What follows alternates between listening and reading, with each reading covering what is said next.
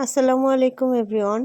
খেয়ে বসে কোনো কাজ পাচ্ছিলাম না, তাই মাথায় একটা কাজ চলে আসলো। সেটা হচ্ছে আমার এই হেয়ার ব্যান্ডটা আমি কিনেছিলাম সিম্পল কালো, কিন্তু তখন আমার খুবই ভালো লাগতো, এখন আর ভালো লাগে না।